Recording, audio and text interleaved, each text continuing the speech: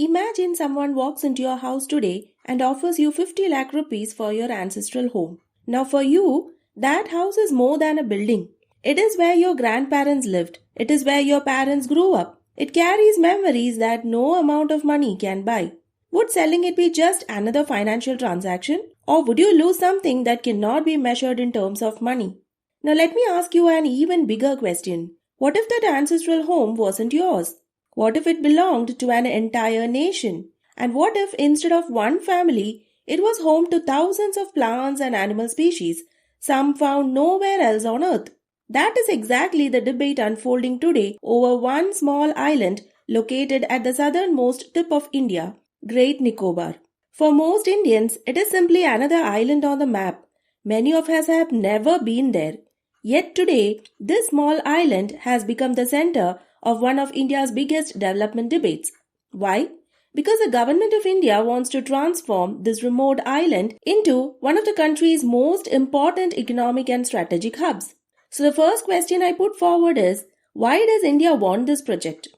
To answer that question, we need to understand one simple idea. Sometimes location itself becomes an economic resource. Think about Singapore or Dubai. Neither had abundant natural resources. Their geographical location allowed them to become global trade hubs. Similarly, Great Nicobar sits close to one of the busiest international shipping routes in the world, the Strait of Malacca.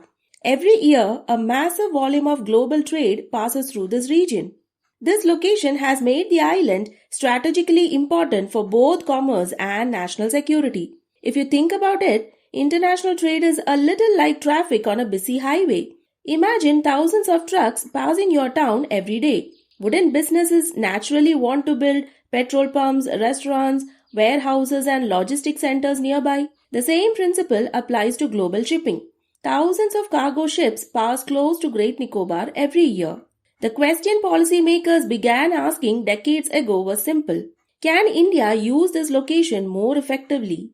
That question eventually led to the 81,000 crore holistic development of Great Nicobar Island project proposed by Niti Aayog in 2021.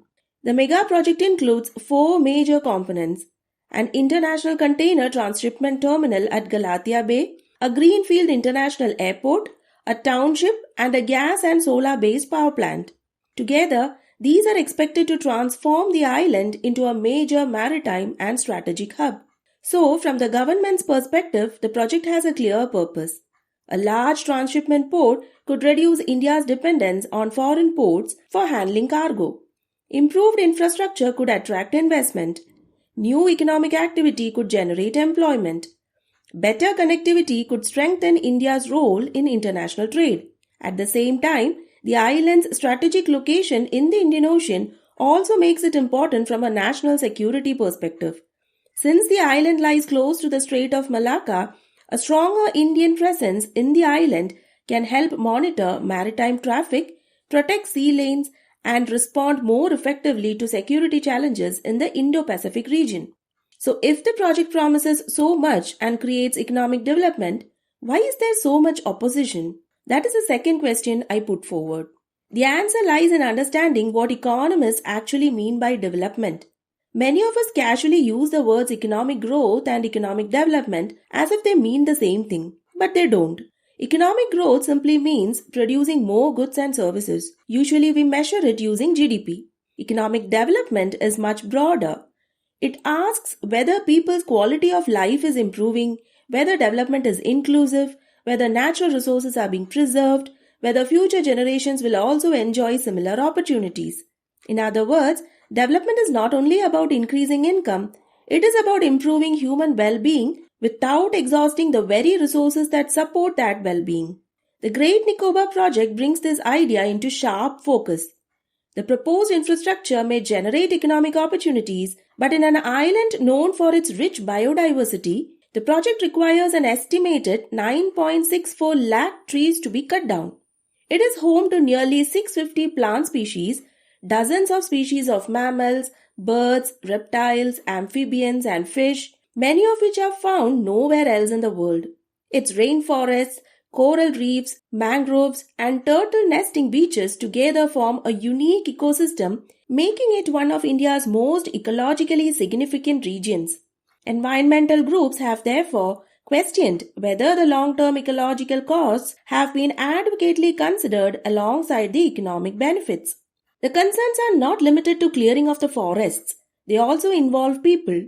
Large infrastructure projects always require land, and land is never just land. It is where people build their homes. It is where communities earn their livelihoods. It is where cultures develop over generations. In the case of Great Nicobar, the island is home to the Shompen and Nicobarese communities. Concerns have been raised that the parts of the proposed development overlap with tribal reserve areas and may affect their traditional way of life.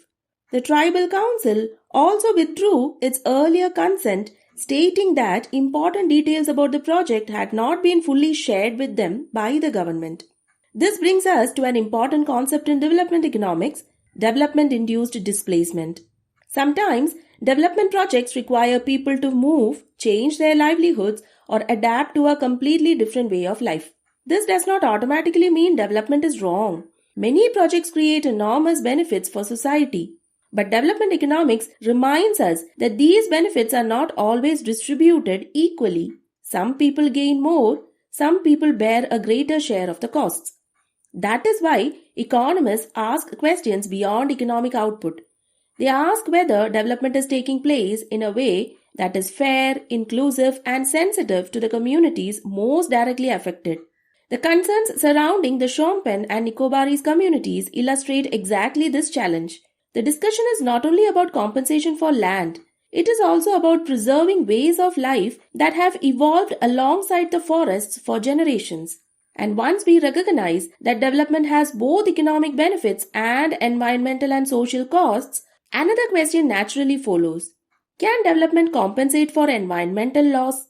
At first, many people would immediately say yes. If trees are cut here, just plant more trees somewhere else. It sounds reasonable. In fact, that is exactly what compensatory afforestation tries to achieve. To compensate for the forest land that will be diverted for the project, the government has proposed compensatory afforestation on about 261.5 square kilometers of degraded forest land in Haryana, since sufficient land is not available within the Andaman and Nicobar Islands.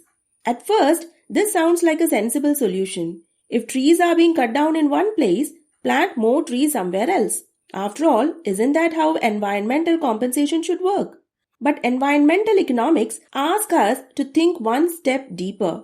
Are all forests really the same? A newly planted forest and a tropical rainforest may both contain trees, but they are not necessarily equivalent.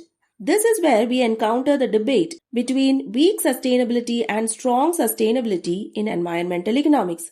The term weak sustainability sounds negative, but it is actually a recognized way of thinking about sustainable development. Weak sustainability assumes that different forms of natural capital can, to some extent, substitute for one another. In simple words, if environmental resources are lost in one place, creating environmental resources somewhere else may compensate for that loss. This is the economic reasoning that underlies compensatory afforestation. If forests are diverted for a project that generates economic benefits, planting forests elsewhere help restore environmental resources. Viewed through this lens, the Haryana plantation proposal represents an attempt to balance development with environmental conservation. However, many environmental economists interpret the issue differently.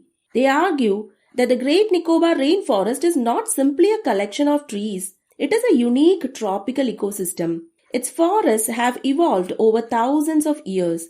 They support endemic plants and animals found nowhere else. Its mangroves protect fragile coastlines. Its beaches are nesting grounds for endangered leatherback turtles. And the forests are closely linked with the lives and livelihoods of the island's indigenous communities. From this perspective, the question changes completely.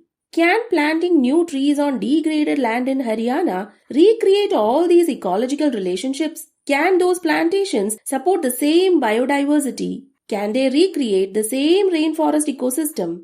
Can they recreate the same connection between forests and indigenous communities? This brings us to the idea of strong sustainability. Strong sustainability argues that some forms of natural capital are so unique that they cannot be simply substituted by creating similar resources somewhere else. They perform ecological functions that are specific to their location and cannot easily be recreated. So we can say that the Haryana afforestation proposal is an illustration of weak sustainability rather than strong sustainability.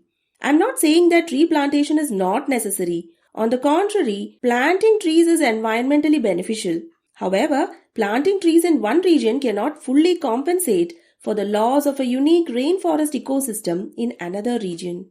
But the debate still does not end here.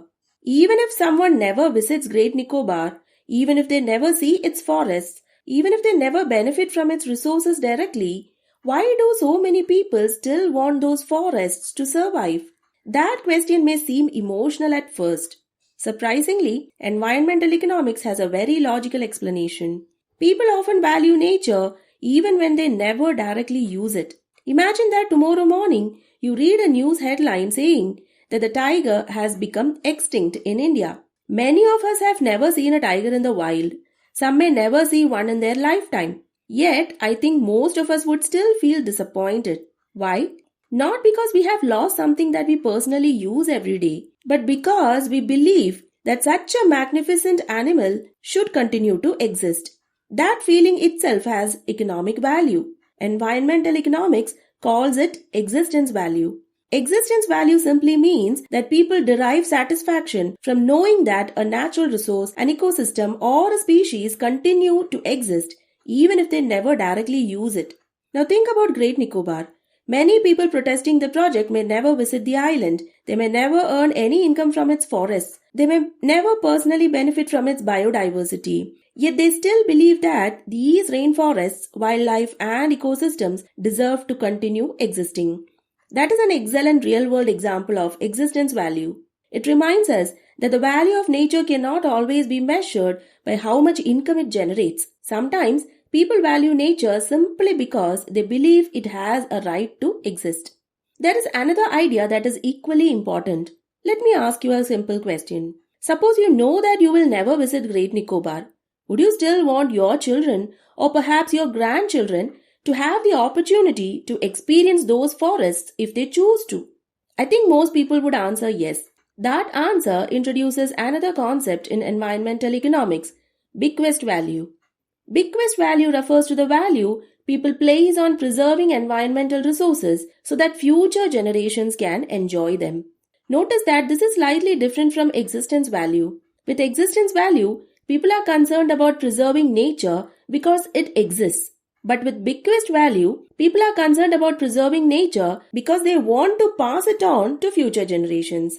Many of the concerns expressed by environmentalists regarding the Great Nicobar Project reflect both these ideas. They are not only asking what today's generation gains from the project, they are also asking what future generations might lose if unique ecosystems disappear. There is another interesting concept. Suppose scientists discover a new medicine 20 years from now. What if that medicine comes from a plant species that exists today in Great Nicobar? If that plant species disappears before we discover its usefulness, society loses an opportunity forever. This possibility is called option value in environmental economics. We may not know the future importance of every ecosystem today. Preserving biodiversity keeps future options open. In economics, uncertainty often increases the value of conservation. This is one reason why environmental debates are often more complex than they first appear. If we measured everything only in terms of today's financial benefits, the discussion would be much simpler. But societies do not make decisions only on the basis of immediate economic returns. People also care about heritage, biodiversity, landscapes that define a country's natural identity, and they care about leaving behind a better world for the future generations. Environmental economics recognizes these concerns as legitimate forms of economic value, even though they are not bought and sold in markets. That is why concepts like option value, bequest, and existence value are often described as non-market values or indirect use values in environmental economics. They remind us that the environment contributes to human well-being in ways that are not always reflected in prices or GDP. Now, if we look at the Great Nicobar Project as a whole, It is clear that the government and the critics are not necessarily disagreeing about whether India should develop. Both recognize the importance of economic progress. The difference lies in how they value the environment. Thus, development is not measured only by the infrastructure we build. It is also measured by the environment we preserve and the people we carry along in the journey.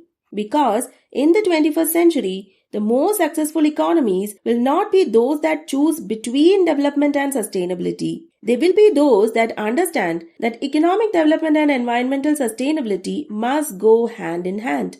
That, in my opinion, is the real economics of Great Nicobar Project. If this discussion changed the way you think about development, share it with someone who believes economics is only about money.